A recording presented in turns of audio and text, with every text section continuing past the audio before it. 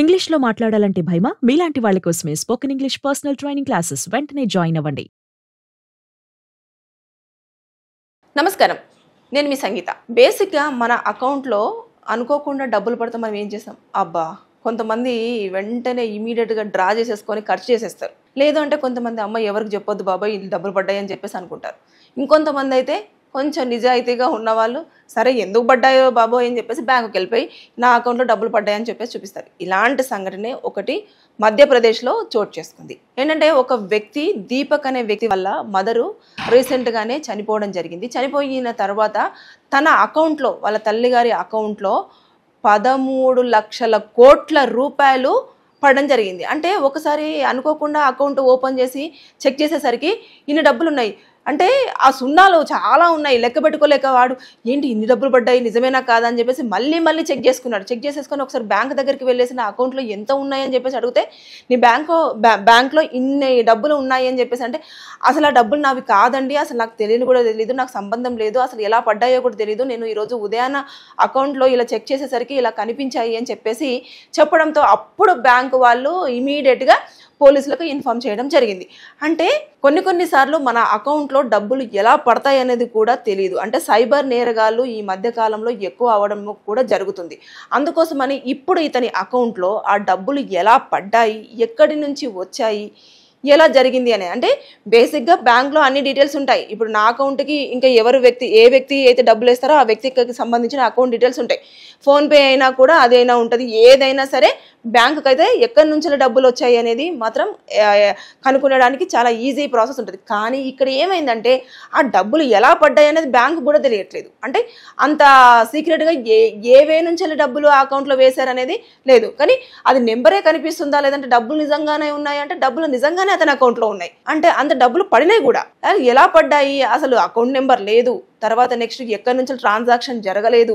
ఇవన్నీ కూడా చూస్తారు. అంటే ఇలాంటివి ఇంకెక్కడెక్కడ జరుగుతున్నాయి, ఎలా జరుగుతున్నాయి అనే దాని మీద దృష్టి కూడా సాధించారు. అంటే ఒక్కసారి ఇమాజిన్ అండి, 13,00,00,000 రూపాయల చిల్లర.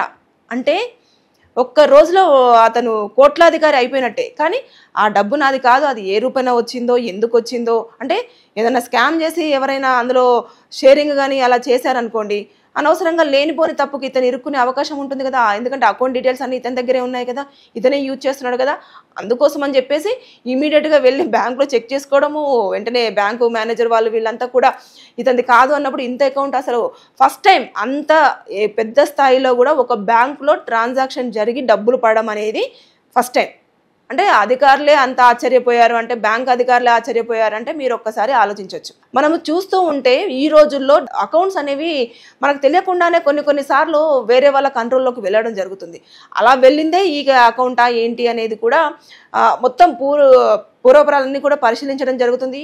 అది కేసును కూడా తీసుకోవడం జరిగింది. తీసుకున్న తర్వాత మొత్తం డీటెయిల్డ్గా అన్నీ కూడా పరిశీలన చేస్తూ ఉన్నారంటే గతంలో కూడా ఇలాంటివి ఏమైనా అకౌంట్స్లలో పడ్డాయా, మనకేమైనా ఇంటిమేషన్ రాలేదా, లేకపోతే ఇది మొదటిసారా అనేది కూడా బ్యాంకులో ఉన్న అకౌంట్ డీటెయిల్స్ అన్నీ కూడా పోలీసులు ఎప్పటికప్పుడు డీటెయిల్డ్గా తెలుసుకోవడం జరుగుతుంది. తర్వాత నెక్స్ట్ ఇది అకౌంట్ల నుంచి వచ్చింది అనేది క్లారిటీ లేదు కదా, అసలు ఎలా వచ్చింది ఏంటి అనేది ఇతనికి ఎవరైనా తెలుసా, లేకపోతే నువ్వేమైనా ఈ మధ్యకాలంలో ఏదైనా యాప్ కనుక డౌన్లోడ్ చేసావా లేదా, ఇవన్నీ కూడా అతన్ని మొత్తం పూర్తిగా అతన్ని చెక్ చేయడం జరిగింది. తర్వాత అతని డీటెయిల్స్ తీసుకున్నారు, అతని కాంటాక్ట్ డీటెయిల్స్ అన్నీ ఎవ్రీథింగ్ ఇతన్ని వాళ్ళ కంట్రోల్లో పెట్టుకోవడం జరిగింది. అలాగే అధికారులకు సంబంధించిన అకౌంట్ డీటెయిల్స్ అన్నీ కూడా పోలీసులు మొత్తం ఎంక్వైరీ చేశారు. తర్వాత నెక్స్ట్ ఇంకా చేస్తూనే ఉన్నారు. ఎందుకంటే ఆ పెద్ద మొత్తంలో పడిన అమౌంట్ అనేది ఎక్కడి నుంచి పడింది అనేది క్లారిటీ లేదు కదా, అసలు డీటెయిల్స్ కూడా లేవు. అంటే ఇలాంటి ట్రాన్సాక్షన్స్ ఈ యొక్క బ్యాంక్లోనే పడ్డాయా, ఇప్పుడు అది పడింది కూడా కోటక్ బ్యాంక్లో పడినాయి అంటే ఈ ఒక్క బ్యాంక్లోనే అలా పడిందా, లేకపోతే ఇంకేమైనా తెలియకుండా ర్యాండమ్లీ ఏమైనా అకౌంట్లను ఎవరైనా యూజ్ చేసి వేయడం జరిగిందా అనేది కూడా చెక్ చేసే పనిలోనే పోలీసులు అందరూ కూడా ఉండడం జరిగింది. ఇది నార్త్ సైడ్ జరిగింది.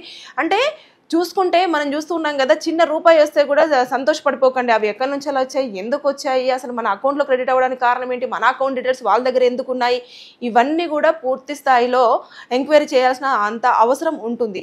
అంతెందుకు రీసెంట్గా ఒక మూవీ కూడా వచ్చింది కదా, ధనుష్ గారు తర్వాత నెక్స్ట్ నాగార్జున గారు యాక్ట్ చేసినది కుబేరా మూవీ. అందులో కూడా బిచ్చగాళ్ళు ఉంటారు, వాళ్ళని తీసుకెళ్ళి వాళ్ళకి రావాల్సిన డబ్బులు వాళ్ళకు అకౌంట్ ఒకటి క్రియేట్ చేసి వాళ్ళని చాలా మంచి గెటప్ వేసి అంత చేసి అకౌంట్లో డబ్బులు వేసి తీసుకున్న తర్వాత వాళ్ళను చంపేయడం అనేది జరిగింది. అంటే ఆ సినిమాలో ఎలా చూపించారో ఇతని అకౌంట్లో అలా పడిపోయినాయి. అంటే మనకు తెలియకుండా మన అకౌంట్ ఎవరో ఆధీనంలో ఉంటుంది. ఇది జాగ్రత్త. సో కాబట్టి మనకు సంబంధించిన డీటెయిల్స్ ఏవైనా సరే బ్యాంకుకి సంబంధించినవి మనకు ఎట్టి పరిస్థితుల్లో మన అనుకున్న వాళ్ళకు తప్ప ఇంక ఎవరికి కూడా షేర్ చేయకపోవడమే చాలా ఉత్తమం.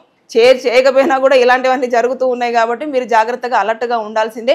పోలీసులు ప్లస్ తర్వాత అధికారులు మాత్రం తలలు పట్టుకొని పరుగులు తీస్తూనే ఉన్నారు. అసలు ఇంత పెద్ద అమౌంట్ ఏడు నుంచి పడింది, ఎలా పడింది, అసలు ఎక్కడ స్కామ్ జరిగింది, ఏంటిది, అసలు నిజంగానే ఇవి రియల్ డబ్బులేనా లేకపోతే డ్యూప్లికేటా లేకపోతే ఊరికైనా సరదాగా చేశారా ఏంటి, ఇవన్నీ కూడా అన్ని ఎంక్వైరీ చేసినా కూడా అవి ఒరిజినల్ నోట్లే అకౌంట్ నుంచి వెళ్ళి అకౌంట్లోకి కరెక్ట్గానే పడడం జరిగింది. వారు ఎంతైతే చెప్పారో 13 లక్షల కోట్ల రూపాయలే ఇవన్నీ జరిగినాయి. కానీ ఎక్కడి నుంచి పడ్డాయి అనేది మాత్రం క్లారిటీ లేదు. దానికోసము అధికారులు తనక ములకలు పడుతున్నారు.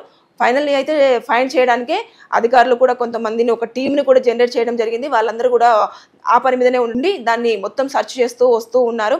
అంటే ఇవన్నీ చూస్తున్నారు కదా, ఇక్కడ పడింది. ఇప్పుడు దీపక్ ఒక్కడు బయటికి వచ్చాడు కాబట్టి చెప్పాడు. కొంతమంది అయితే దాన్ని చెప్పకుండా దాచుకొని ఖర్చు చేస్తారు. ఖర్చు చేసిన తర్వాత ఏదో ఒక టైంలో ఖచ్చితంగా బయటపడడం జరుగుతుంది. బయటపడినప్పుడు మనం అనవసరంగా దోషులుగా జైళ్ళల్లో ఉండాల్సిన పరిస్థితులు ఎదుర్కొంటాం. కాబట్టి మన అకౌంట్లో మనకు తెలియకుండా ఏమైనా డబ్బులు పడితే మాత్రం ఖచ్చితంగా బ్యాంకు వాళ్ళకు కానివ్వండి, పోలీసులకు కానివ్వండి తెలియజేయాల్సిన ప్రాథమిక బాధ్యత మనదే.